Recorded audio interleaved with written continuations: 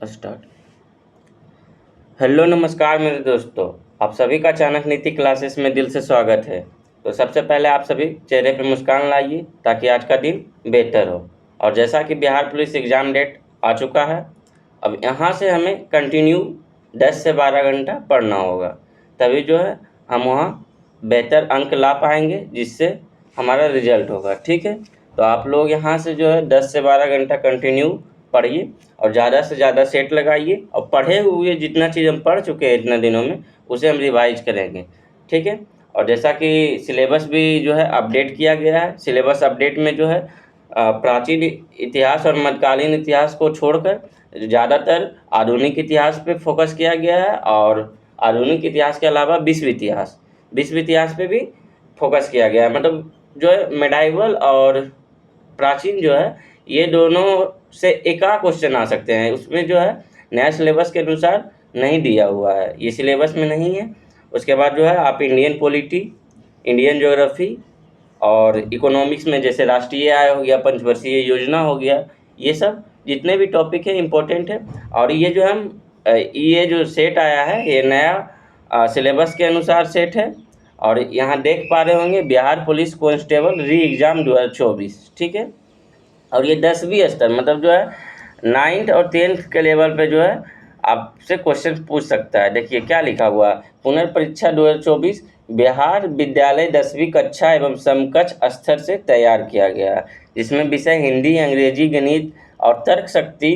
सामाजिक विज्ञान में जैसे हो गया इतिहास, भूगोल, नागरिक शास्त्र और अर्थशास्त्र। विज्ञान में हो गया भौतिक, रसायन शास्त्र और प्राणी विज्ञान और वनस्पति विज्ञान। ठीक है, बाकी सम्मान ज्ञान एवं जो है करेंट अफेयर्स दिया हुआ है। ठीक है, और ये जो है पूरे 100 नंबर का टेस्ट रहता है, आपको पता है। और यहाँ से जो है आपको 20 टेस्ट हम लगवाएंगे। ठीक है, अभी टाइम है, आप लोग 20 सेट लगा लीजिएगा, ये अपडेटेड सेट है। ठीक है, तो आप लोग ज़रूर इस सेट को देखिएगा, इससे आपको बहुत फ़ायदा होगा एग्ज़ाम में। ठीक है, और सेम और आपको OMR सीट पर प्रैक्टिस करना है। ठीक है, OMR सीट खरीद लीजिएगा और सेम उसमें नाम, पता और डाटा जितना भी है सब उसी तरह भरना है। अगर 20 प्रैक्टिस करते हैं, 20 सेट लगाते हैं, तो 20 प्रैक्टिस में जो है आपको क्लियर हो जाएगा OMR भरने में भी, और 20 सेट से एग्ज़ाम में भी क्वेश्चन में भी क्लियर होगा। ठीक है, तो आप लोग OMR पर लगाइएगा। ठीक है, देखिएगा पहला क्वेश्चन बोल रहा है पंचायती राज प्रणाली किस सूची में है। तो पंचायती राज प्रणाली किस सूची में है, तो आप लोग सभी जानते हैं ये राज्य सूची का विषय है। पंचायती राज प्रणाली किस सूची का विषय है, तो ये राज्य सूची का विषय है, ऑप्शन बी होगा। ठीक है, और ये भारतीय संविधान के 7वीं अनुसूची में 3 सूचियाँ दी गई है, जिसमें केंद्र सूची, राज्य सूची और समवर्ती सूची। ठीक है, अनुसूची कुल 12 है, संविधान में अनुसूची कुल कितना है 12, जिसमें 7वीं में इसकी चर्चा है केंद्र सूची, राज्य सूची और समवर्ती सूची। ठीक है, इसको ध्यान रखना है। क्वेश्चन नंबर 2 देखिएगा, निम्नलिखित में कौन सा एक व्यय भारत के संचित निधि पर भारित नहीं है।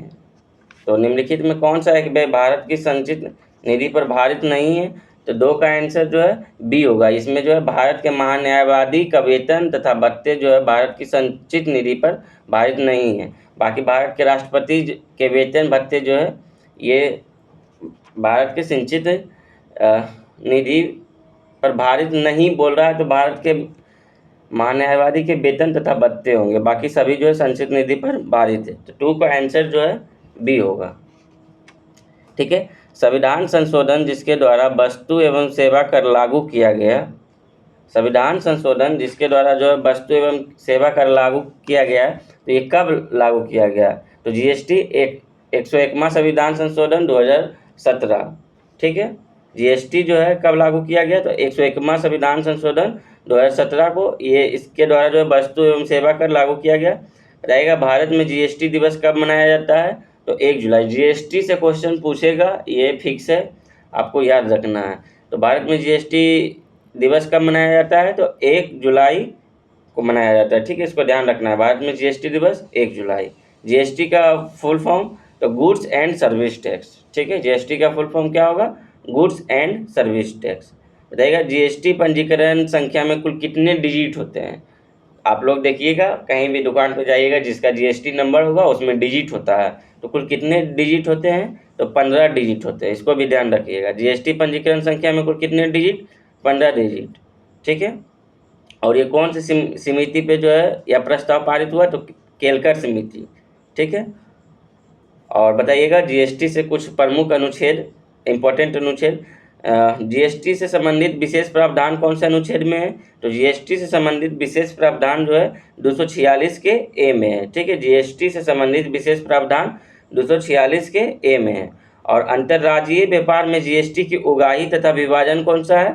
तो 269 ए में। ठीक है। अनुच्छेद 269 ए में जो है अंतर्राज्यीय व्यापार में जीएसटी की उगाही तथा विभाजन है। ठीक है। उसके बाद जीएसटी काउंसिल की व्यवस्था किसमें है? तो 279 अनुच्छेद 279 ए में। ठीक है। फिर से सुन लीजिए, 246 ए में जीएसटी से संबंधित विशेष प्रावधान है, और 269 के ए में जो है अंतर्राज्यीय व्यापार में जीएसटी की उगाही तथा विभाजन है, और 279 के ए में जीएसटी काउंसिल की व्यवस्था है। ठीक है। तो जीएसटी से, और ये पहला राज्य कौन सा होगा? तो ये पहला राज्य जो है भारतीय राज्य असम जो है इसको लागू किया था जीएसटी को, और विश्व में फ्रांस 1954 में लागू किया था। इसे भी ध्यान रखना। क्वेश्चन नंबर 4 देखिएगा। सर्वोच्च न्यायालय 5 तरह की रीट जारी करता है, जिसमें एक कौन सा है? तो 5 तरह का सर्वोच्च न्यायालय रीट जारी करता है, जिसमें जो है एक जो है अधिकार शिक्षा होगा। ठीक है। आंसर डी होगा, 4 का आंसर डी। ठीक है। ये सर्वोच्च न्यायालय 5 तरह का रीट जारी करता है, जिसमें से एक अधिकार परीक्षा लेख है, बाकी ये तीनों नहीं होगा। ठीक है। और संविधान के अनुच्छेद 32 के तहत सर्वोच्च न्यायालय में यह रीट जारी किया जाता है। ठीक है। अनुच्छेद 32 के तहत 5 प्रकार के रीट जारी होता है, और सुप्रीम कोर्ट में ये होता है, और हाई कोर्ट में जो है अनुच्छेद 226 के तहत 5 रीट जारी करता है। ठीक है। 5 रीट कौन कौन सा है? तो बंदी प्रत्यक्षीकरण, जो कि शरीर को प्रस्तुत किया जाए, इसका अर्थ हुआ। ठीक है। बंदी प्रत्यक्षीकरण जो है 24 घंटा के अंदर सशरीर को प्रस्तुत किया जाए। परमादेश। ठीक है। बंदी प्रत्यक्षीकरण, परमादेश, प्रतिषेध, उत्प्रेषण और अधिकार भिक्षा। परमादेश का जो है हम आदेश देते हैं। ठीक है। अर्थ हुआ परमादेश का अर्थ हम आदेश देते हैं। प्रतिषेध निषेध करना या मना करना। उत्प्रेषण निम्नतर या उच्चतर को भेजना या सूचना देना। और अधिकार भिक्षा प्राधिकृत या वारंट के द्वारा जारी करना। ठीक है। कोई भी अगर आपको जो है मतलब जो है पुलिस या आपको कोई भी गिरफ्तार करता है, तो उससे पहले आपको यह अधिकार है कि आप वारंट मांग सकते हैं उससे, क्या मेरा गलती है या क्या है, किस चीज़ के कारण हमें ले जा रहे हैं, आप वारंट दिखाइए, तभी हमें ले जा सकते हैं। ठीक है। क्वेश्चन नंबर 5 का देखिए, 5 का है जो है क्वेश्चन नंबर 5, भारतीय संविधान का अनुच्छेद 149 किससे संबंधित है? तो इसमें जो है भारत के नियंत्रक एवं महालेखा परीक्षक के कर्तव्य एवं शक्तियाँ हैं। ठीक है। 49 में जो है क्या होगा? तो भारत के नियंत्रक एवं महालेखा परीक्षक के कर्तव्य एवं शक्तियाँ। ठीक है। और 148 में जो है इसकी नियुक्ति है और पदमुक्ति है। ठीक है। 148 में नियुक्ति और पदमुक्ति है सीएजी का, और 149 में जो है शक्तियाँ हैं। और उसके बाद जो है इसका जो है कार्यकाल कितना दिनों के, सीएजी का कार्यकाल कितना दिन तक रहता है? तो 6 वर्ष या अधिकतम 65 वर्ष की आयु तक होती है। ठीक है। वर्तमान में सीएजी कौन है? तो गिरीश चंद्र मुर्मू है। ठीक है। वर्तमान में भारत का सीएजी कौन है? तो गिरीश चंद्र मुर्मू। इसको भी ध्यान रखना है। ठीक है। अब भारत के प्रथम नियंत्रक एवं महालेखा परीक्षक कौन थे? तो नरहरि राव थे। ठीक है। अब वर्तमान में गिरीश चंद्र मुर्मू है। ठीक है। तो 148 में जो है इसकी पद की चर्चा है, और 149 में जो है इसकी शक्ति की चर्चा है। इसको ध्यान रखना है। अनुच्छेद से क्वेश्चन था। उसके बाद देखिएगा डेबिट कार्ड और क्रेडिट कार्ड में क्या अंतर है? तो डेबिट कार्ड और क्रेडिट कार्ड आप लोग यूज भी करते हैं, सभी को पता भी होना चाहिए, लेकिन बहुत सारा बच्चा जो है यहाँ गलत कर देता है। ठीक है।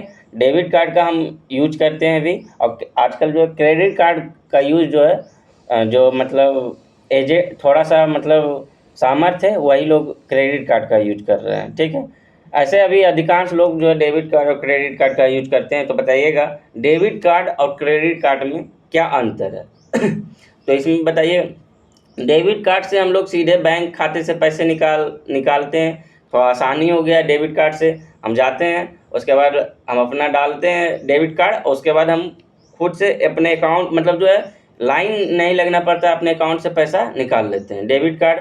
और जो है जबकि क्रेडिट कार्ड जो है एक निश्चित सीमा तक ऋण लिया जा सकता है, मतलब कोई मिनिमम टाइम तक जो है आपको एक ऋण प्रदान होगा, जिसमें जो है कुछ परसेंटेज रहता है या 9% मतलब 0% रहता है या 1% रहता है, इस तरह का रहता है। तो क्रेडिट कार्ड से जो है ऋण कुछ निश्चित समय तक ऋण लिया जा सकता है। अगर आपका क्रेडिट अच्छा रहेगा तो और थोड़ा बढ़ते जाएगा, मतलब आपको ऋण जो है बढ़ाते जाएगा। ठीक है, जैसे पहले 10,000, तो अगला बार अगर 10,000 सही टाइम पे पूरा करते हैं तो 20,000, फिर 30,000, इस तरह से आपको क्रेडिट कार्ड का जो है वैल्यू बढ़ता जाएगा। ठीक है, तो डेबिट कार्ड से बैंक खाते से पैसे निकाले जा सकते हैं, और जबकि क्रेडिट कार्ड से एक निश्चित सीमा तक ऋण लिया जा सकता है। तो आप लोग को ध्यानपूर्वक पढ़कर वहाँ पे ऑप्शन को छांटना है। ठीक है, पहले नंबर आप ऑप्शन को छांटना शुरू कीजिए, अगर 2 छांट देते हैं 2 बचेगा, तो फिर वहाँ भी आपको क्लियर हो जाएगा। क्वेश्चन नंबर 7 देखिएगा, और 20 सेट हम डालेंगे, 20 सेट आप इसे ज़रूर कर लीजिएगा। ठीक है, और ऐसा नहीं कि अब हमें 9-10 का बुक पढ़ना है, अब 9-10 का बुक पढ़िएगा तो आप पढ़ते रह जाइएगा। ठीक है, और ऐसा वैसा बात होगा तो हम जो है 10 का VVD चला देंगे। ठीक है, लेकिन आप लोग ज़्यादातर जो है अब फोकस कीजिए, ज़्यादा रिवाइज कीजिए। ठीक है, विश्व इतिहास पे ज़्यादा ध्यान देना है और उसे पढ़ना है। क्वेश्चन नंबर 7, भारत की जनगणना 2011 के अनुसार निम्नलिखित में किस राज्य की साक्षरता दर सबसे कम है? तो आप लोग ये जो है यहाँ ध्यान से देखिएगा, ये जो है जनगणना 2011 के अनुसार किस राज्य की साक्षरता दर कम है? साक्षरता दर कम है तो ऑप्शन सी त्रिपुरा होगा। ये चारों ऑप्शन में जो है ऑप्शन सी त्रिपुरा होगा। ठीक है, और ये विकल्प के अनुसार यहाँ चुना जा रहा है, तो त्रिपुरा ये चारों में से जो है त्रिपुरा राज्य की साक्षरता दर सबसे कम है। ठीक है, ये 2011 की जनगणना के अनुसार सबसे ज़्यादा कहाँ है? तो केरल में है। आप लोग जानते हैं सबसे ज़्यादा कहाँ है? तो केरल में। उसके बाद कहाँ है? तो मिजोरम में। ठीक है, केरल के बाद जो है साक्षरता दर कहाँ है? तो मिजोरम में। ठीक है, पहला तो सभी जानते हैं सबसे ज़्यादा कहाँ है साक्षरता दर? तो केरल। दूसरा जो है कोई नहीं जानता है, तो दूसरा भी आपको ध्यान रखना है, मिजोरम में। ठीक है, और गोवा का जो है साक्षरता दर कितना दिया हुआ है? 88.70, और जबकि त्रिपुरा का साक्षरता दर कितना है? तो 87.22। तो ये सभी विकल्पों के अनुसार जो है त्रिपुरा का कम होगा। ठीक है, और बताइएगा 2011 के जनगणना के अनुसार सबसे कम साक्षरता दर वाले राज्य कौन सा है? तो 2011 के जनगणना के अनुसार सबसे कम साक्षरता दर वाले राज्य बिहार होगा। अपना बिहार जो है साक्षरता में अभी भी बहुत कमी है, और हम लोग का जो है 61.80% साक्षरता दर है। ठीक है, तो 2011 के जनगणना के अनुसार सबसे कम साक्षरता दर वाले राज्य तो बिहार होगा। कितना? तो 61.80%। ठीक है, बताइएगा 2011 के जनगणना के अनुसार भारत की साक्षरता दर कितनी है? पूरा भारत का हम बात कर रहे हैं, तो पूरा भारत की साक्षरता दर कितना है? तो 74.04%। ठीक है, पूरा भारत की साक्षरता दर कितना है? 74.04%। ठीक है, और जब भारत आज़ाद हुआ था तो 1951 में भारत की साक्षरता दर क्या था? तो 18.33%। जब 1951 में भारत की साक्षरता दर 18.33% था, और वर्तमान में जो है 2011 के अनुसार 74.04% है। ठीक है, और बिहार का 61.80% है, इसको ध्यान रखना है। क्वेश्चन नंबर 8 देखिएगा, किस अर्थशास्त्री ने भारत में सबसे पहले वैज्ञानिक दृष्टि से राष्ट्रीय आय की गणना की? तो ये जो है किस अर्थशास्त्री ने भारत में सबसे पहले वैज्ञानिक दृष्टि से राष्ट्रीय आय की गणना की? तो ऑप्शन बी VKR राव होगा। ठीक है, ये भारत के पहले अर्थशास्त्री थे जो वैज्ञानिक दृष्टि से राष्ट्रीय आय की गणना की। इन्होंने जो है 1931-32 में भारत में राष्ट्रीय आय की गणना की थी। कब की थी? VKR राव जो है भारत में सबसे पहले वैज्ञानिक दृष्टि से राष्ट्रीय आय की गणना की और कब की? तो 1931-32 में। ठीक है, इसको ध्यान रखना है। और भारत में आज़ादी के बाद राष्ट्रीय आय का अनुमान कौन लगाया? तो पीसी महालनोबिस 1949 में, इसको भी ध्यान रखना है। ठीक है, और राष्ट्रीय आय समिति के अध्यक्ष पे कौन थे? तो ये भी पीसी महालनोबिस थे। ठीक है, राष्ट्रीय आय समिति के अध्यक्ष पद पे भी जो है पीसी महालनोबिस थे। और भारत में आज़ादी के बाद राष्ट्रीय आय का अनुमान कौन लगाया? तो ये भी पीसी महालनोबिस। ठीक है, लेकिन यहाँ क्या बोल रहा है क्वेश्चन देखिएगा, भारत में सबसे पहले वैज्ञानिक दृष्टि से राष्ट्रीय आय की गणना, तो BKV राव होगा। ठीक है, यही स्वतंत्र भारत की बोलता तो पीसी महालनोबिस होता। क्वेश्चन नंबर 9, भारत की जनगणना 2011 के अनुसार किस राज्य या केंद्र शासित प्रदेश में लिंगानुपात सबसे कम है? देख रहे हैं जनगणना से क्वेश्चन आ रहा है, वो भी 2011। तो हम लोग 2011 के अनुसार ही अभी हम लोग चलेंगे। ठीक है, नया अपडेट तो आया नहीं या नया जनगणना तो आया नहीं अभी तक, तो हम लोग 2011 के अनुसार चलेंगे। तो ध्यान से क्वेश्चन पढ़िए, भारत की जनगणना 2011 के अनुसार किस राज्य या केंद्र शासित प्रदेश में लिंगानुपात सबसे कम है? तो आप लोग जानते हैं किस राज्य में जो है सबसे लिंगानुपात कम है? तो ये जो है किस राज्य या केंद्र शासित प्रदेश बोल रहा है। ठीक है, तो राज्य में तो आप लोग जानते हैं हरियाणा लिंगानुपात कम होगा, और ये यूटी बोलेगा तो दमन और दीव। ठीक है, भारत की जनगणना 2011 के अनुसार केंद्र शासित प्रदेश बोले तो दमन और दीव लिंगानुपात सबसे कम है। ठीक है, जहाँ की लिंगानुपात कितना है? दमन और दीव की लिंगानुपात कितना है? 618 प्रति, मतलब जो है महिला या पुरुष पे, मतलब 1000 पुरुष पर 618 महिलाएं। ठीक है, 2011 के अनुसार सर्वाधिक लिंगानुपात वाला केंद्र शासित प्रदेश, तो केंद्र शासित प्रदेश जो है पुडुचेरी होगा। ठीक है, सर्वाधिक जो है पुडुचेरी और सबसे कम जो है दमन दीव। और राज्य में बोले तो सबसे ज़्यादा केरल और सबसे कम हरियाणा का। ठीक है, इसको भी ध्यान रखना है। यूटी में बोले तो सबसे कम दमन दीव और सबसे ज़्यादा पुडुचेरी। ठीक है, तो राज्य और यूटी में कन्फ्यूज नहीं होना है। फिर से एक बार सुन लीजिए, सर्वाधिक राज्य में केरल, निम्नतम हरियाणा, सर्वाधिक लिंगानुपात यूटी में तो पुडुचेरी और सबसे कम दमन दीव। ठीक है, निम्नलिखित में किस आंदोलन की शुरुआत बंगाल में हुई? तो ये जो है ये 4 ऑप्शन दिया हुआ है। ठीक है, 4 ऑप्शन में आप लोग जो है बताइए कि किस आंदोलन की शुरुआत बंगाल में हुई। तो ये जो है रामकृष्ण मिशन की शुरुआत बंगाल में हुई। ठीक है, रामकृष्ण मिशन की शुरुआत कहाँ हुई? बंगाल में हुई। रामकृष्ण मिशन की स्थापना किसने किया था? तो स्वामी विवेकानंद के द्वारा। रामकृष्ण मिशन की स्थापना, ये बहुत इंपॉर्टेंट है, रामकृष्ण मिशन।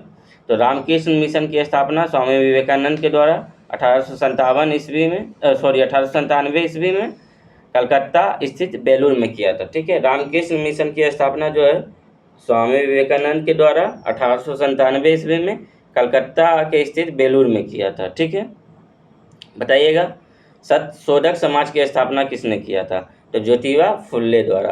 कब? 1873 में। और आर्य समाज की स्थापना तो 1875 में स्वामी दयानंद सरस्वती के द्वारा। ये चारों जो टॉपिक हम बोल रहे हैं ये बहुत इंपॉर्टेंट है, ये चारों ऑप्शन इंपॉर्टेंट है।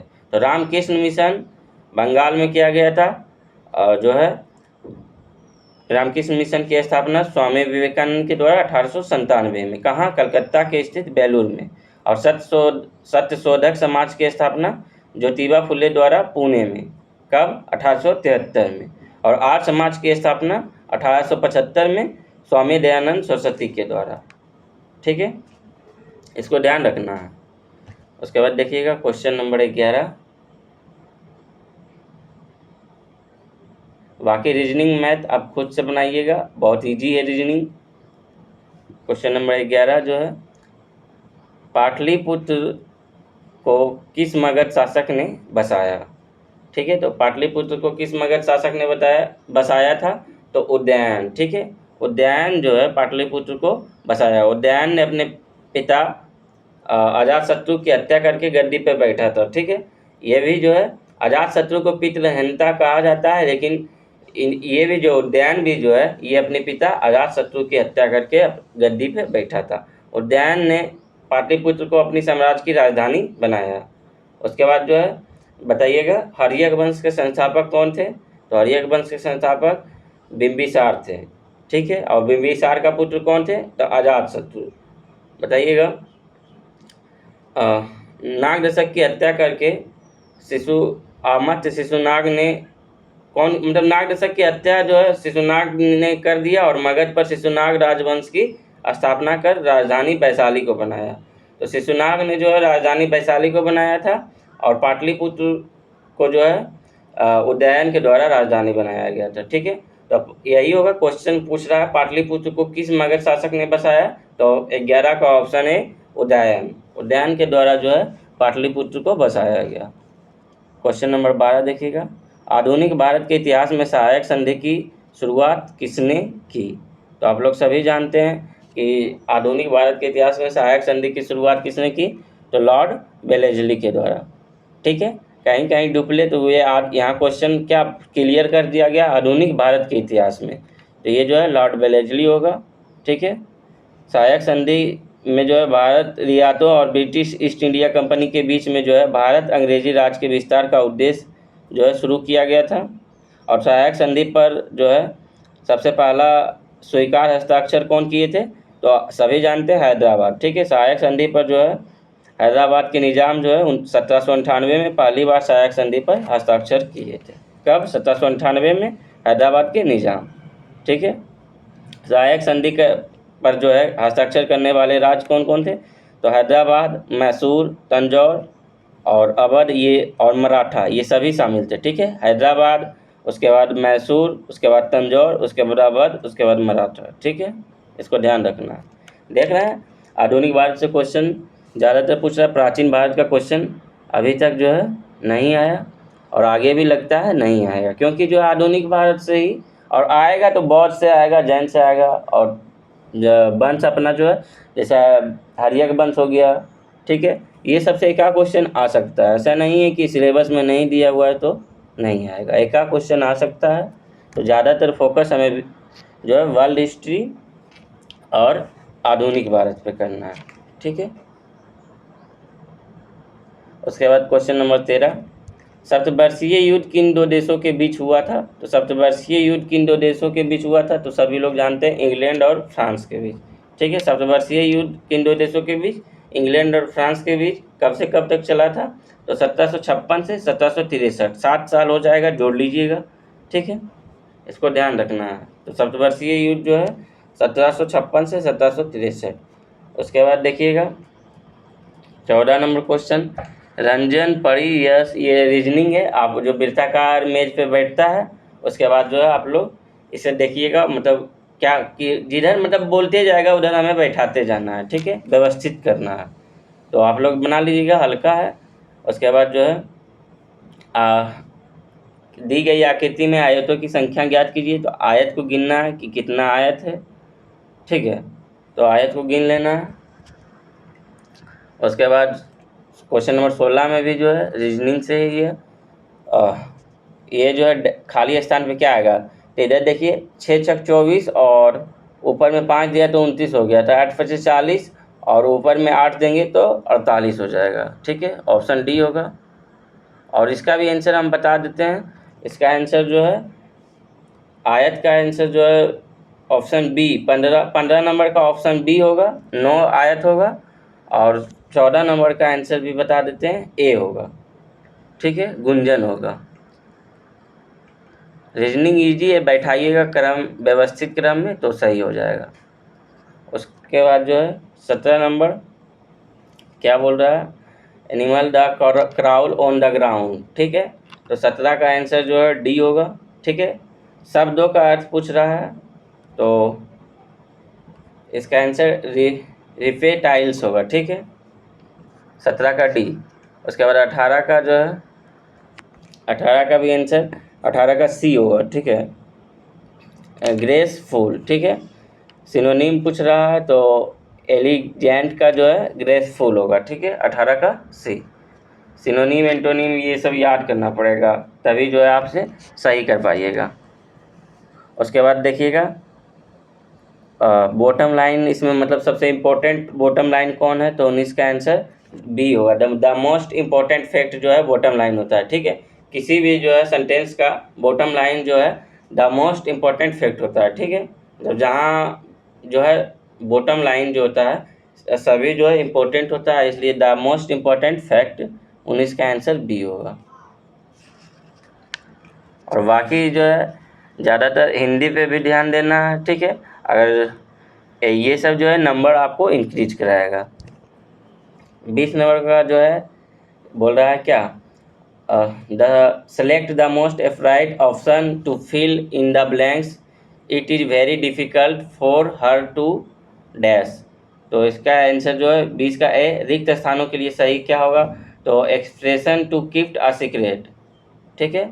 Expression to keep a secret, तो इसका आंसर जो है 20 का आंसर ए होगा, ठीक है। कीप अ सीक्रेट होगा। उसके बाद फिर एंटोनिम पूछ रहा है, तो इनरिच का क्या होगा, तो इनरिच का जो है एंटोनिम डी फ्लैट होगा, ऑप्शन सी। एंटोनिम पूछ रहा है तो इनरिच का क्या होगा, डी फ्लैट। एंटोनिम याद करना पड़ेगा और इसका कोई उपाय नहीं है।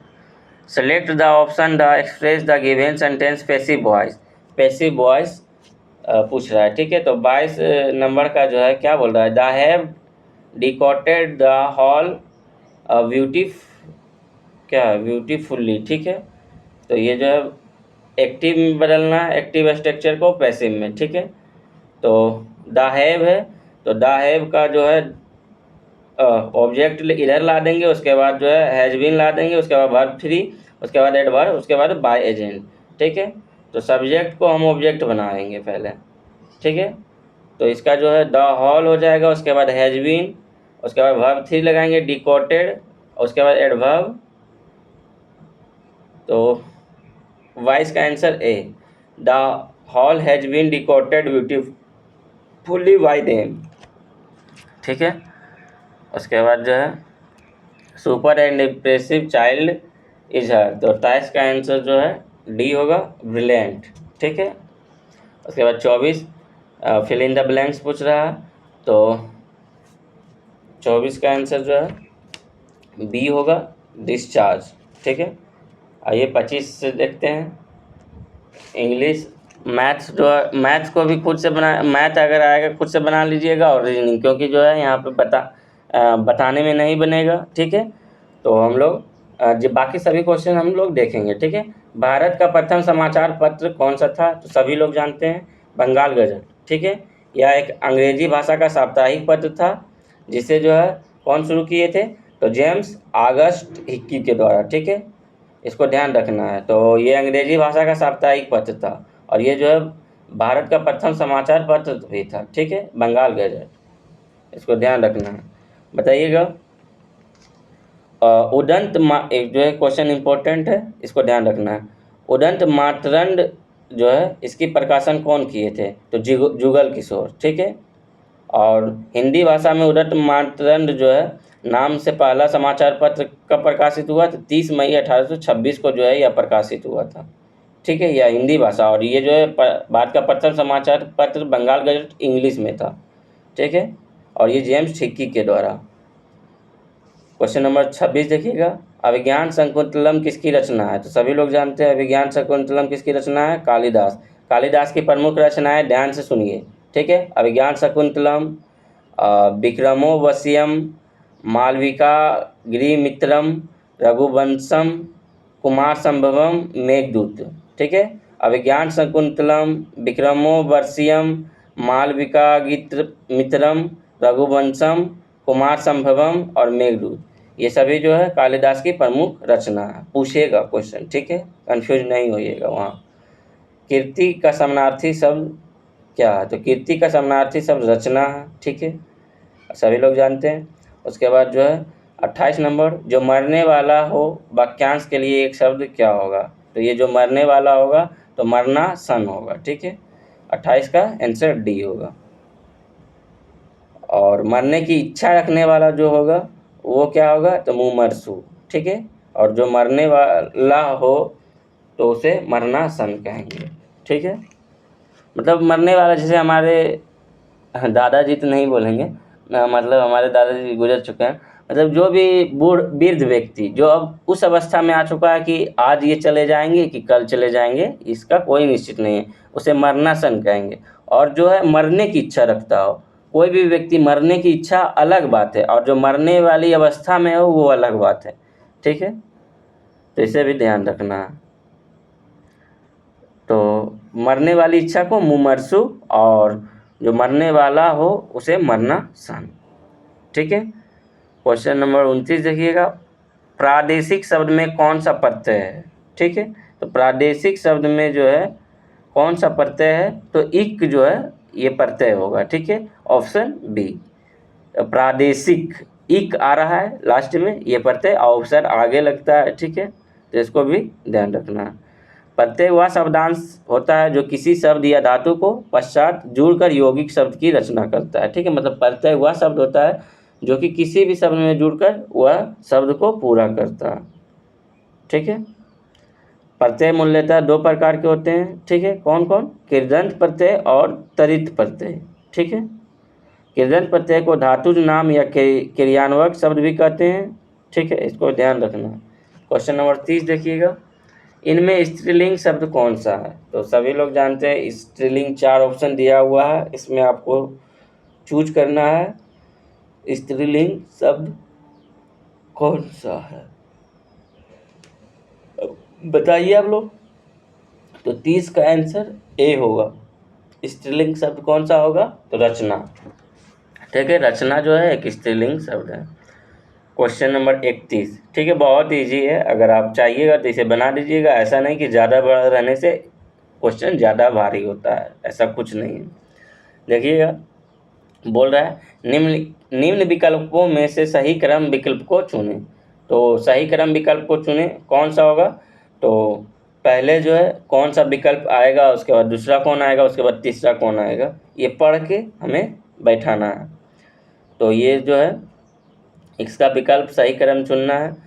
तो उसे उद्यान को जो है उसने उद्यान को पहचान लिया। ठीक है, उसने उद्यान को पहचान लिया, वह समझ गया कि वह कहाँ है। ठीक है, उसने उद्यान को पहचान भी लिया और वह समझ गया कि वह कहाँ है। उसके बाद जो है वह इलाहाबाद में ही तो था। उसने उद्यान को पहचान लिया और वह समझ गया कि कहाँ है, वह इलाहाबाद में ही था। उसके बाद जो है लाउडर रोड पर है, लाउडर रोड पर है। ठीक है, तो ये जो है मिलाने का क्रम था। ठीक है, उसने उद्यान को पहचान लिया और वह समझ गया कि वह कहाँ है, और वह इलाहाबाद में ही था, लाउडर रोड पर, घर सड़क के उस पार था। ठीक है, तो इसका ऑप्शन बी होगा। ठीक है, ये जो है व्यवस्थित क्रम में बैठाना था। 32 का देखिएगा, क्वेश्चन नंबर 32 का थोड़ा टाइम लगेगा, लेकिन सभी क्वेश्चन जो है इम्पोर्टेंट है और हम कम टाइम में कराने का प्रयास करते हैं, लेकिन थोड़ा टाइम आज लगेगा। वर्णित वाक्यों को सही क्रम में लगाएं। तो वर्णित वाक्यों को सही क्रम में लगाएं। ठीक है, तो महाराज जनक तो ब्रह्मज्ञानी थे, या मरने पर उन्हें यमलोक जाना पड़े हुआ नरक, ये पढ़ के जो है फिर से उसी तरह व्यवस्थित करना है। तो इसका जो है आंसर आप लोग देखिएगा, मरने पर उन्हें यमलोक जाना पड़े, मरने पर उन्हें यमलोक जाना पड़ा और वहाँ उनसे कहा गया नरक चलो। ठीक है, उसके बाद जो है अब फिर मरने पर उन्हें यमलोक जाना पड़ा, पहले जो है ये नहीं होगा। ठीक है, 32 का है, देखिएगा, महाराज जनक के जीवन में कोई भूल हो गई थी। ठीक है, तो महाराज जनक के जीवन में कोई भूल हो गई थी। उसके बाद जो है उन्हें मरने पर उन्हें यमलोक जाना पड़ा। ठीक है, यमलोक जाना पड़ा, जहाँ महाराज जनक तो ब्रह्मज्ञानी थे, उन्हें क्या स्वर्ग और क्या नरक, वे तो प्रसन्नतापूर्वक चले गए। इसका ऑप्शन बी होगा। ठीक है,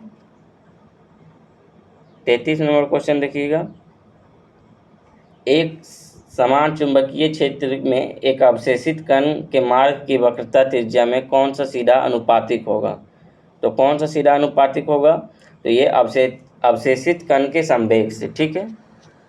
34 नंबर क्वेश्चन देखिएगा, कोई स्वतंत्र रूप से गिरती हुई वस्तु अपनी चाल के प्रथम, द्वितीय और तृतीय डैश nवें सेकेंड में दूरियां को किस प्रकार श्रेणी बनाते हुए तय करेगा। तो ये जो है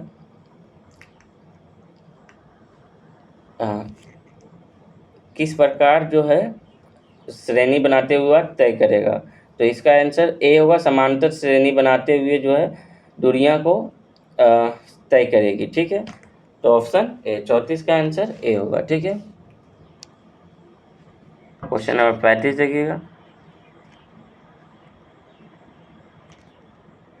4 ओम संयुक्त प्रतिरोध पाने के लिए निम्नलिखित में से किस एक प्रतिरोध को 12 ओम प्रतिरोध के समांतर रखा जाएगा। तो इसका जो है 35 का आंसर सी होगा। ये सब निकालना पड़ेगा ऐसे, तो आप लोग करने से मतलब निकाल के ही जो है यह सही होगा। ऐसे में जो है आप अंदाज नहीं लगाना है। ठीक है। आप लोग निकाल लीजिएगा। 35 का आंसर सी होगा। ठीक है, 6 ओम। 36 नंबर क्वेश्चन देखिएगा, साधारण ढोलक की आवृत्ति एफ हर्ट्ज है तो 2 मिनट में ढोलक का दोलन क्या करेगा। तो ये जो है 36 का आंसर डी होगा। ठीक है, 120 एफ बार। ठीक है, तो इसका आंसर डी, 36 का आंसर डी होगा। क्वेश्चन नंबर 37 देखिएगा, एक समान वृत्तीय गति करने वाली किसी कण के लिए निम्न में से अशुद्ध कथन का चुनाव करें। तो ये जो है त्वरण का परिणाम नियत रहता है इसमें। ठीक है, 37 का answer D. Question number 38, F और 2F के बीच रखी वस्तु का उत्तल लेंस द्वारा बना प्रतिबिंब हमेशा कैसा होगा। तो ये जो है वास्तविक एवं उल्टा होगा। ठीक है, एफ और 2F के बीच रखी वस्तु का उत्तल लेंस द्वारा बना प्रतिबिंब होता है वास्तविक एवं उल्टा। 39 देखिएगा, निम्नलिखित में कौन सा बिंदु हमेशा लेंस के मुख्य अक्ष पर स्थित होता है। तो कौन सा बिंदु जो है हमेशा लेंस के मुख्य अक्ष पर स्थित होगा। तो बी। ठीक है, ऑप्शन बी होगा, केवल 2 प्रकाशिक बिंदु जो है हमेशा लेंस के मुख्य अक्ष पर स्थित होता है। ठीक है, फ्यूज तार से संबंधित निम्न कथनों पर विचार कीजिए। फ्यूज तार से संबंधित निम्न कथनों पर विचार कीजिए। ठीक है, तो ये जो है यह उपकरण के साथ श्रेणी क्रम में संयोजित होता है, ये सही है। और ये निम्न गलनांक वाले पदार्थ से बना होता है, हाँ ये भी सही है। तो ये दोनों होगा, 1 और 2 दोनों। 40 का आंसर बी होगा। ठीक है, दोनों होगा। निम्न गलनांक का जो है फ्यूज बनाया जाता है। ठीक है, ऊर्ध्वापतन जो है, ऊर्ध्वापतन का गुण किस में पाया जाता है। ऊर्ध्वापतन का गुण किस में पाया जाता है। तो ये ऑप्शन देखना है। तो इसमें जो ऊर्ध्वापतन का गुण अमोनियम क्लोराइड में पाया जाएगा। ठीक है, ऑप्शन सी, अमोनियम क्लोराइड में ऊर्ध्वापतन का गुण पाया जाता है। निम्न में से कौन सैंडव सभ्यता का स्थल नहीं है। देखिए एक आया है प्राचीन हड़प्पा से क्वेश्चन, तो निम्न में से कौन सा सैंडव सभ्यता, तो आप लोग जानते हैं और ये कभी भी गलत नहीं होगा। ठीक है, तो ये जो है राखी गढ़ी ये हड़प्पा का है, और कालीबंगा लोथल ये सभी हड़प्पा सभ्यता का है।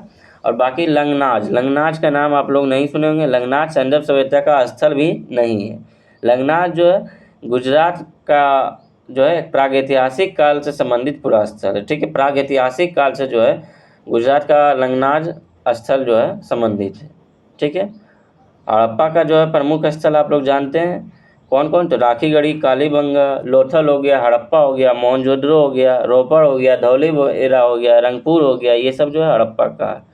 ठीक है, और सभी है इत्यादि, तो इसको भी ध्यान रखना है।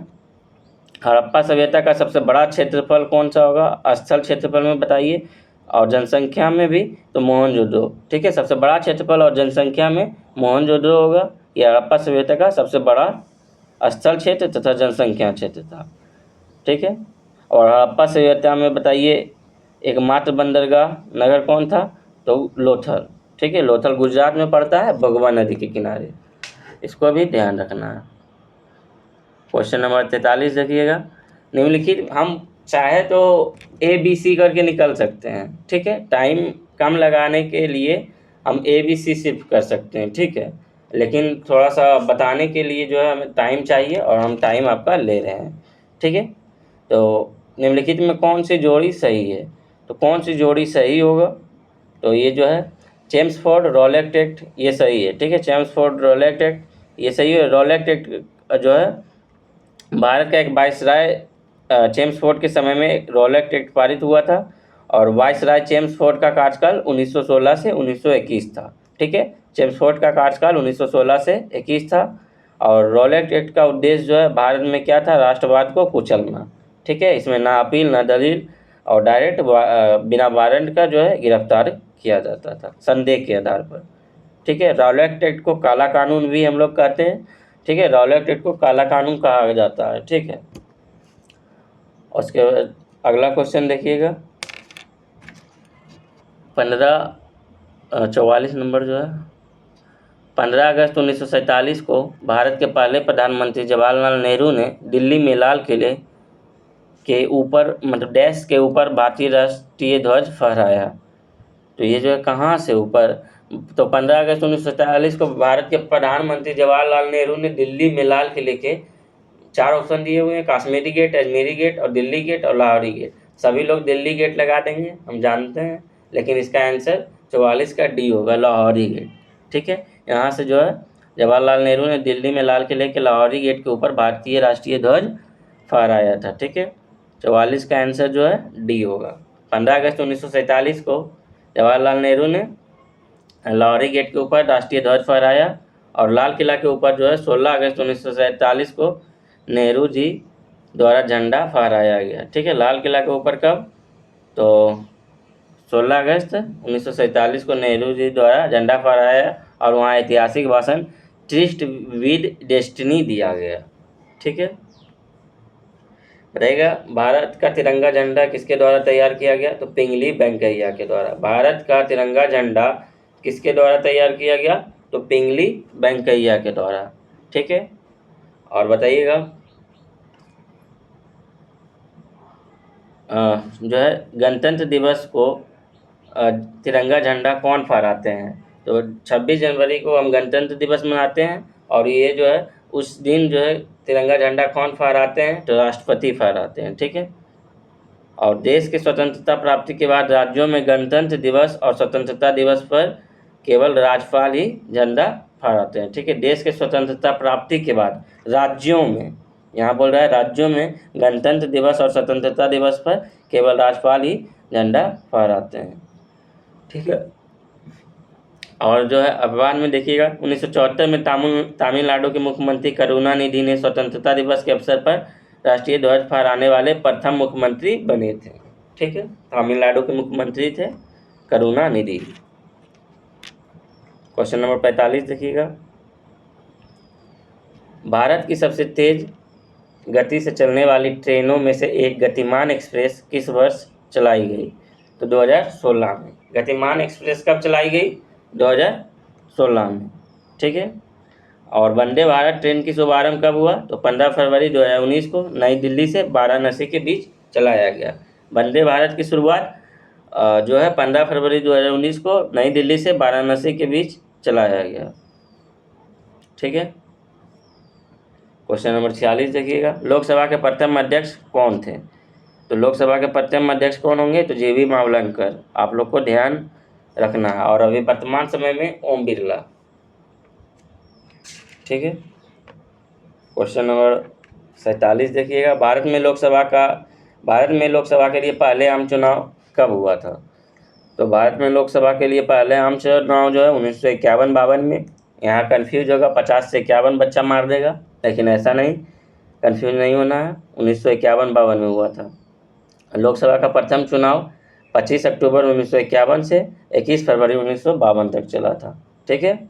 25 अक्टूबर 1951 से 25 फरवरी 1952 तक 21 फरवरी 1952 तक चला था। और ये जो है यहाँ पे 489 सीटों के लिए यहाँ पे चुनाव हुआ था, ठीक है। बताइएगा लोकसभा की प्रथम महिला अध्यक्ष कौन थी, तो मीरा कुमार। कुमार लगने से जो है पुरुष नहीं हो जाता, इसलिए जो आपको ध्यान रखना है लोकसभा की प्रथम महिला अध्यक्ष मीरा कुमार, और प्रथम अध्यक्ष JV मावलंकर, और वर्तमान अध्यक्ष जो है ओम बिरला, ठीक है। 18वीं लोकसभा अध्यक्ष ओम बिरला बने हैं, और 17वीं लोकसभा के स्पीकर भी थे, ठीक है। और बताइएगा। सरला एक ट्रिक है जो कि 79 संसद, 80 लोकसभा और 80 राज्यसभा और 81 लोकसभा। ठीक है, इसको ध्यान रखना। राष्ट्रीय आपातकाल की घोषणा का आधार क्या है? तो ये सभी होना चाहिए। ठीक है, युद्ध, बाहरी आक्रमण, सशस्त्र विद्रोह।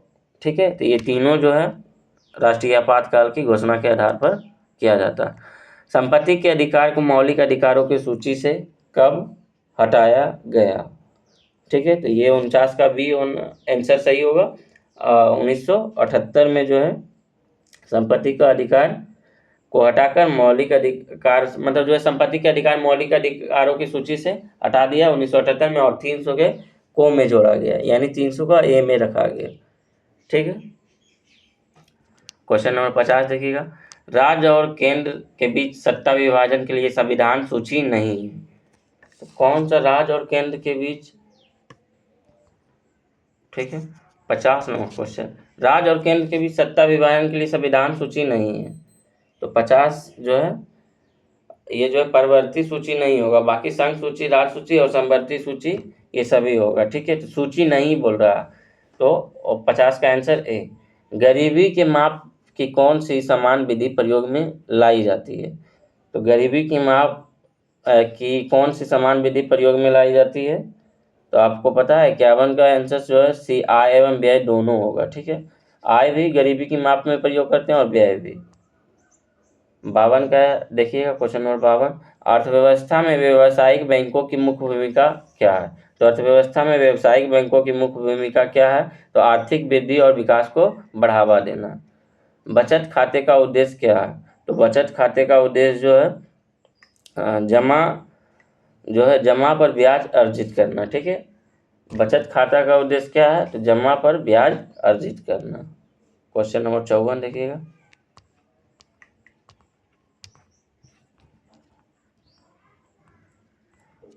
निम्नलिखित स्थानों को उद्योगों से मिलाइए तथा नीचे दिए गए कूट की सहायता से उत्तर का चयन कीजिए। ठीक है, तो मिलान करने का है। तो देखिएगा, तो बेंगलुरु का जो है किससे? तो वायुयान से, और कोरबा जो है एल्युमिनियम से, जमशेदपुर जो है लौह इस्पात से, और मल्लाजखंड तांबा से। तो आप लोग मिलान कर लीजिएगा। ठीक है, इसका 54 का आंसर जो है डी होगा। ठीक है, मिलान कर लीजिएगा। ठीक है, इसे निकालना पड़ेगा। दो संख्याएं ए और बी है इस प्रकार की, ए के 6% और बी के 4% का योग है। तो ए के 7% और बी का 11% का योग 2 या 5 है, तो अनुपात ए अनुपात बी का मान क्या होगा? तो इसका आंसर जो है 55 का आंसर सी होगा, 1:8। ठीक है, तो आप लोग निकाल लीजिएगा। ठीक है, सरल कीजिए, बोर्ड मास का है, इसका आंसर 56 का आंसर सी होगा। ठीक है, और 57 का जो है मिश्रण से है, तो मिश्रण 57 का आंसर बी होगा। ठीक है, 5 ये सब निकालना पड़ेगा, टाइम लगेगा। ठीक है, और आप लोग जो है खुद से इसको कीजिएगा। दो रेलगाड़ी एक स्टेशन से एक ही समय में एक ही दिशा में 90 किलोमीटर प्रति घंटा और 80 किलोमीटर प्रति घंटा से चाल से चलती है, तो 5 घंटे बाद दोनों रेलगाड़ी के बीच दूरी क्या होगी? तो ये 58 का आंसर जो है ए होगा, 50 किलोमीटर। ठीक है, ठीक है, इसमें पहले 10% वृद्धि की गई है, फिर 10% की कमी की गई है। तो ये बहुत ईजी है। ठीक है, पहले 10% की वृद्धि करना है, उसके बाद 10% की कमी करना है। परसेंटेज से क्वेश्चन है। पहले मतलब जितना दिया हुआ है उस पर जो है 10% की वृद्धि करना है, तो 10% की वृद्धि करेंगे तो 110 हो जाएगा, 100 मान लेंगे, और 110 और 10% की कमी करेंगे तो 90 हो जाएगा। ठीक है, तो उसका इसका आंसर 59 का आंसर डी होगा। ठीक है, 20,000। ठीक है, 60 का आंसर देखिएगा। ये जो है औसत से क्वेश्चन है। 3 सदस्यों जो माता पिता और पुत्र है, एक परिवार की औसत आयु 44 वर्ष है, तो पुत्र की शादी के बाद परिवार की औसत आयु 39 वर्ष हो जाती है, तो बहू की आयु क्या होगी? तो इसका आंसर जो है बी होगा, 60 का आंसर भी 24 वर्ष। ठीक है। एक समांतर श्रेणी के प्रथम 9 पदों का योग यदि पहला पद 7 है और अंतिम पद 55 है तो ये जो है AP और N पदों का योग निकालना है, ठीक है। तो 61 का आंसर D होगा, ठीक है। और 62 प्रश्न दिए गए व्यंजक का मान, तो मान निकालना है, तो 62 का आंसर B, ठीक है। त्रिबंध वाले हाइड्रोकार्बन का समान अणुसूत्र क्या है? तो त्रिबंध वाले हाइड्रोकार्बन का समान सूत्र CnH2n-2 है, ठीक है। CnH2n-2, option D।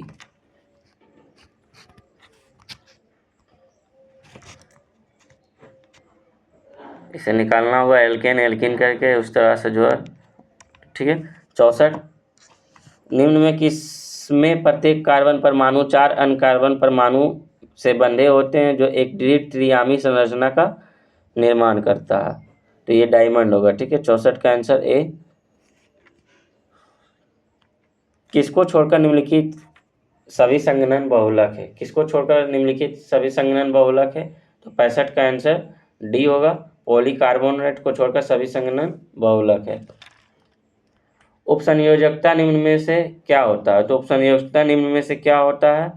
तो इसका जो है एक परमाणु के इलेक्ट्रॉनों की 2 परमाणु की मध्य साझेदारी होती है। मैग्नीज किसका अयस्क है? मैग्नीज किसका अयस्क है? तो आप लोग सभी बताइएगा किसका अयस्क है मैग्नीज। तो आप मैग्नीज जो है फ्लोरासाइट का अयस्क है, ठीक है। मैग्नीज किसका अयस्क है पूछ रहा है, ठीक है। तो फ्लोरासाइट का अयस्क है, ठीक है। मैग्नीज की परमाणु संख्या 25 है और इसका सूत्र MnO2 है, ठीक है। और बॉक्साइट किसका अयस्क है? तो एल्युमिनियम का अयस्क है, ठीक है। ऐसा कंफ्यूज नहीं होना है कि मैग्नीज है तो बॉक्साइट सब लगा देगा, ठीक है। तो बॉक्साइट किसका अयस्क है? तो एल्युमिनियम का। और मैग्नीज तो फ्लोरासाइट का, पाइरोल्यूसाइट का, ठीक है। तो इसमें जो है 68 का देखिएगा, विचार कीजिए तथा सही उत्तर का चयन कीजिए। तो 68 का आंसर जो है B हो। कथन 2 सत्य है और कथन 1 असत्य है। अधिकांश कार्बन यौगिक विद्युत के सुचालक होते हैं, ठीक है। ये गलत है, अधिकांश नहीं होते। कार्बन यौगिक के अणुओं के बीच आकर्षण बल अधिक प्रबल नहीं होता है, ये सही है, ठीक है। 2 सत्य है और 1 गलत है। द्वि विस्थापन अभिक्रिया के बारे में निम्नलिखित में कौन सा कथन सही है? तो ये 2 अभिकारकों के बीच आयनों का विनिमय होता है, ऑप्शन D, ठीक है। और इसमें जो है प्रिज्म द्वारा श्वेत प्रकाश की वन विक्षेपण के दौरान कई रंग घटक जितना अधिक मुड़ता है, और ये जो है क्रम वाइज अपवर्तनांक उनके बीच निम्न में से कौन सा सही संबंध है? तो इसका आंसर जो है A होगा, ठीक है। विभिन्न प्रकार के अस्थायी ऊतकों के निर्माण के लिए किस ऊतक की कोशिकाओं को अलग किया जाता है? तो किस प्रकार की कोशिकाओं को अलग किया जाता है? तो मेरिस्टेमेटिक को जो है अलग किया जाता है। कर्क रेखा कुल कितने राज्यों से होकर गुजरती है? तो 8 राज्य। कौन कौन? एक बार ध्यान में रखिएगा और से मैप के अनुसार चलिएगा, ठीक है। तो पहले गुजरात होगा, ठीक है। उसके बाद राजस्थान होगा, ठीक है। तो गुजरात, राजस्थान, उसके बाद मध्य प्रदेश, छत्तीसगढ़, झारखंड, पश्चिम बंगाल, त्रिपुरा और मिजोरम, ये सभी जो है 8 राज्यों से होकर गुजरती है, ठीक है। और भारत का मानक समय रेखा 82.5 डिग्री पूर्वी देशांतर, जो कि 5 राज्यों से उत्तर प्रदेश, मध्य प्रदेश, छत्तीसगढ़, उड़ीसा और आंध्र प्रदेश से होकर गुजरती है। फिर से उत्तर प्रदेश, मध्य प्रदेश, छत्तीसगढ़, उड़ीसा और आंध्र प्रदेश, ठीक है। कर्क रेखा तो सभी जानते हैं लेकिन वहाँ कन्फ्यूज हो जाते हैं। भारत बताइएगा, भारत के राज्य जो है कुल कितने, भारत के कितने राज्यों समुद्र तट रेखा से लगे हैं? तो 9 राज्यों से। कौन कौन? गुजरात, महाराष्ट्र, गोवा, कर्नाटक, केरल, तमिलनाडु, आंध्र प्रदेश, उड़ीसा और पश्चिम बंगाल। मतलब एक तरफ से वहाँ से गुजरात से शुरू करेंगे और पश्चिम बंगाल तक चल जाएंगे नीचे की ओर चलते हुए। चिपको आंदोलन किस राज्य से संबंधित है? तो सभी लोग जानते हैं चिपको आंदोलन किस राज्य से संबंधित है? तो उत्तराखंड से, ठीक है। या किस लिए जो है आंदोलन चलाया गया था? तो वन संरक्षण के लिए। इस आंदोलन के जो है नायक कौन थे? तो सुंदरलाल बहुगुणा, ठीक है। और आधुनिक समय में चिपको आंदोलन की शुरुआत जो है कहाँ से हुई थी? तो 1973 में चमोली जिले से। भारत का राष्ट्रीय जलीय जीव कौन है? तो भारत का राष्ट्रीय जलीय जीव कौन है? तो डॉल्फिन, ठीक है। इसका डॉल्फिन का वैज्ञानिक नाम क्या है? तो प्लाटा विस्टा गैंगेटिक। ठीक है, डॉल्फिन का वैज्ञानिक नाम प्लाटा विस्टा गैंगेटिक है। और इसे जलीय जीव कब घोषित किया गया, राष्ट्रीय जलीय जीव? तो 5 अक्टूबर 2009 को राष्ट्रीय जलीय जीव घोषित किया गया। ठीक है, और भारत का राष्ट्रीय विरासत पशु क्या कौन है? तो हाथी। ठीक है, हाथी का जो है वैज्ञानिक नाम एलिफास इंडिया है। ठीक है, और भारत की राष्ट्रीय नदी तो गंगा नदी है, जिसे 4 नवंबर 2018 को घोषित किया गया। और भारत का राष्ट्रीय पुष्प कमल है, जिसका जो है वैज्ञानिक नाम नेलम्बो न्यूसिफेरा गार्टन है। ठीक है, नेलम्बो न्यूसिफेरा गार्टन। और राष्ट्रीय पक्षी कौन है? तो मोर है, जिसे मयूर कहते हैं। इसका जो है वैज्ञानिक नाम पावो क्रिस्टस है। ठीक है, और राष्ट्रीय वृक्ष कौन है? तो बरगद, जिसका वैज्ञानिक नाम फाइकस बेंडालेंसिस है। ठीक है, फाइकस बेंडालेंसिस। तो ये सभी बता दिए। ऐसा नहीं कि इजी क्वेश्चन है, और इजी में बीजी सभी लोग हो जाता है, आपको पता है। क्वेश्चन नंबर 75 देखिएगा।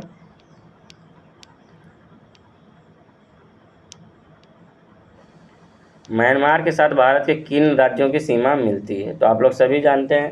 कौन पहले होगा? अरुणाचल प्रदेश, उसके बाद जो है अरुणाचल प्रदेश के बाद नागालैंड, उसके बाद जो है मणिपुर, उसके बाद मिजोरम। तो ऑप्शन ए सही होना चाहिए, भारत का ए। ठीक है, अरुणाचल प्रदेश, नागालैंड, मणिपुर, मिजोरम। मैप में देख लीजिएगा और ध्यान माइंड में सेट कीजिएगा। म्यांमार को जो है स्वर्ण पैगोडा का देश भी कहते हैं। ठीक है, म्यांमार को स्वर्ण पैगोडा का देश कहते हैं। ठीक है, म्यांमार की जीवन रेखा कौन सी नदी कहलाती है? तो इरावदी नदी। म्यांमार की जीवन रेखा कौन सी नदी कहलाती है? इरावदी नदी। ठीक है, बताइए म्यांमार में अधिकांश जनसंख्या किस धर्म का पालन करती है? तो बौद्ध धर्म का। म्यांमार में अधिकांश जनसंख्या किस धर्म का पालन करती है? बौद्ध धर्म का। ठीक है, म्यांमार में पर्वत श्रेणी जो हिमालय का कौन सा मोर है? तो अराक्यानियोमा। ठीक है, भारत के जो है कुल कितने पड़ोसी देश है? तो 7। कौन कौन? बांग्लादेश, चीन, पाकिस्तान, नेपाल और म्यांमार। ये सभी देश जो है इनकी लंबाई सीमा आपको ध्यान में रखना है। तो बांग्लादेश से 4096 किलोमीटर, चीन से 3488 किलोमीटर, और पाकिस्तान से 3323 किलोमीटर, और नेपाल से 1751, और म्यांमार से 1643, और भूटान से 699, और अफगानिस्तान से 106। ठीक है, तो ये सबको ध्यान में रखना होगा, ये इम्पोर्टेंट है। भारत के पड़ोसी सीधा सीधा लिखा गया है न्यू सिलेबस के अनुसार, भारत के पड़ोसी देश। तो ये क्वेश्चन आपको हर हालत में याद रखना। ठीक है, बांग्लादेश से 4096, चीन से 3488, पाकिस्तान से 3323, नेपाल से 1751, म्यांमार से 1643, भूटान से 699, अफगानिस्तान से 106। ठीक है, ऐसा नहीं कि ये घंटा का क्लास हो गया है तो क्या देखें, तो फिर आप देखते रहिएगा आगे, अगला साल देखिएगा, आएगा वैकेंसी तब। 76 ऑपरेशन फ्लड किससे जुड़ा है? तो ऑपरेशन फ्लड सभी लोग जानते हैं किससे जुड़ा है? पशुपालन क्षेत्र से। ये दूध की क्रांति से संबंधित था। ठीक है, और इसे श्वेत क्रांति के नाम से भी जानते हैं। ठीक है, ऑपरेशन फ्लड की शुरुआत कब हुआ? 1970 में, इसको ध्यान रखना। और राष्ट्रीय दूध दिवस कब मनाया जाता है? तो 26 नवंबर। किनके जयंती पर? तो डॉक्टर वर्गीज कुरियन के जयंती पर। ठीक है, श्वेत क्रांति के जनक कौन थे? तो डॉक्टर वर्गीज कुरियन। बताइएगा राष्ट्रीय डेयरी विकास बोर्ड की स्थापना कब किया गया था? 1965 में।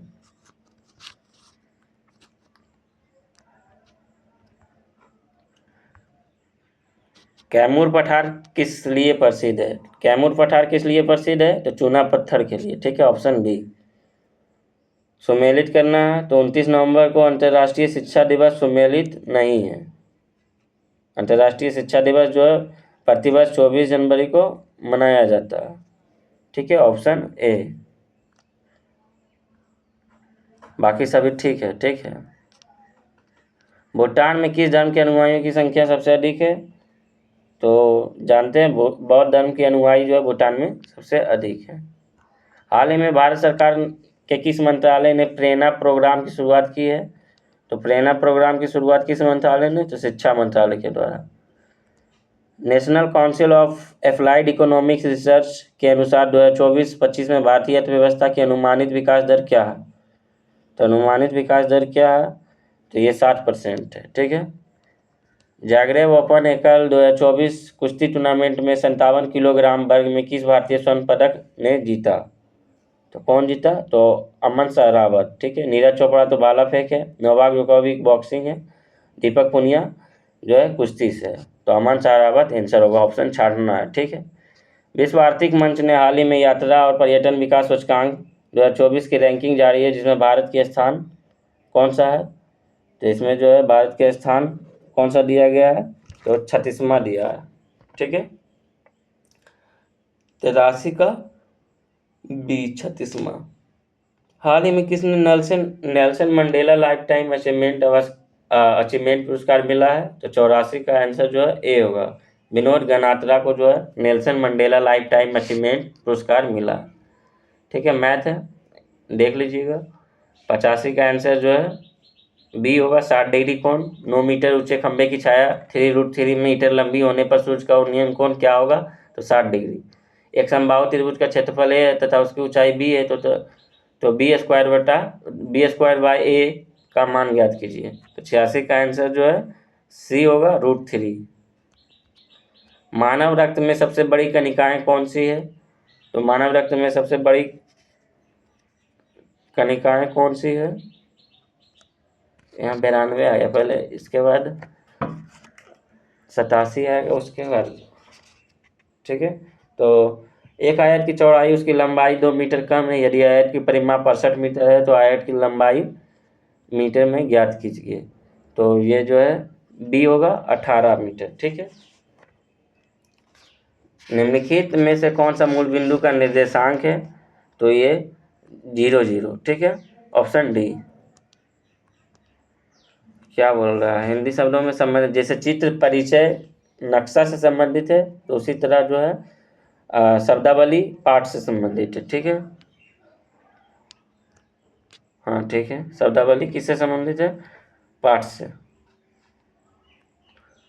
यहाँ जो है बैठाना है बॉक्स को उठाकर, तो ये बहुत ईजी है, आप लोग कर लीजिएगा। ठीक है। कौन सा बॉक्स बैठेगा? तो डी वाला बॉक्स जो है वहाँ बैठेगा।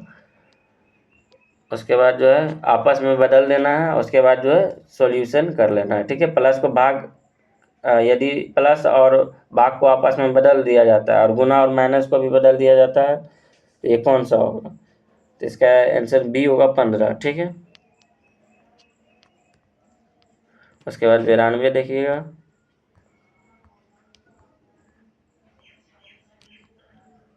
मानव रक्त में सबसे बड़ी कणिकाएं कौन सी है? तो मानव रक्त में सबसे बड़ी कणिकाएं कौन सा होगा? श्वेत रक्त कणिकाएं। ठीक है। ये सबसे बड़ी है, WBC इसे कहते हैं। ठीक है। और ये जो है हीमोग्लोबिन रहित होती है। ठीक है। तो ऑप्शन डी होगा, सबसे बड़ी कणिका। निम्नलिखित में कौन सा पौधे थेलोफाइटा समूह से संबंधित है? तो कौन सा पौधे थेलोफाइटा से संबंधित है? तो ये जो है मार्सिलिया जो है ये थेलोफाइटा से संबंधित है।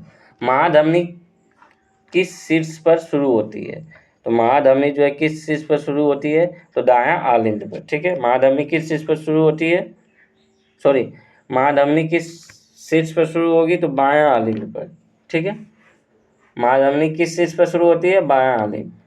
95। 1943 में विटामिन के आविष्कार के लिए किसे नोबेल पुरस्कार दिया गया था? तो ये किसे दिया गया था? तो डोइजी एंड डैम को जो है 1943 में विटामिन के आविष्कार के लिए नोबेल पुरस्कार दिया गया था। जंतु कोशिका में क्या नहीं पाया जाता है? तो जंतु कोशिका में क्या नहीं पाया जाता है? तो ये सेलुलोज नहीं पाया जाता है। जंतु कोशिका में क्या नहीं पाया जाता है? तो सेलुलोज नहीं पाया जाता है। ठीक है। उसके बाद मेलानिन किससे स्रावित होता है? तो मेलानिन किससे स्रावित होगा? तो मेलानिन किससे स्रावित होता है? तो मेलानिन त्वचा के क्रेमेटोफोर से जो है स्रावित होता है। तो मेलानिन किससे स्रावित होगा? ऑप्शन बी, त्वचा के क्रेमेटोफोर से। कौन सी रोग संक्रमित मच्छर को काटने से नहीं होता है? तो ये जो है इबोला हेमरेजिक बुखार जो है मच्छर के काटने से नहीं होता है। उसके बाद देखिएगा 99 नंबर क्वेश्चन। विनिमय की क्रियाविधि किसके परिणाम स्वरूप होती है? तो विनिमय की क्रियाविधि किसके परिणाम स्वरूप होगी? तो 99 का आंसर सी होगा, आनुवांशिक पदार्थों का आदान प्रदान होता है। उसके बाद देखिएगा, मनुष्य में ऑस्टियोमलेशिया नामक रोग किसके कारण? विटामिन डी की कमी से ऑस्टियोमलेशिया रोग होता है। तो आप लोग रेगुलर सेट लगाइएगा और 100 क्वेश्चन पूरा हुआ। इसी तरह 20 सेट आएगा, ठीक है। और बाकी अपने अपने टाइम पर सभी क्लास चल रहा है, ठीक है। तो आज के लिए इतना ही। थैंक यू, जय हिंद।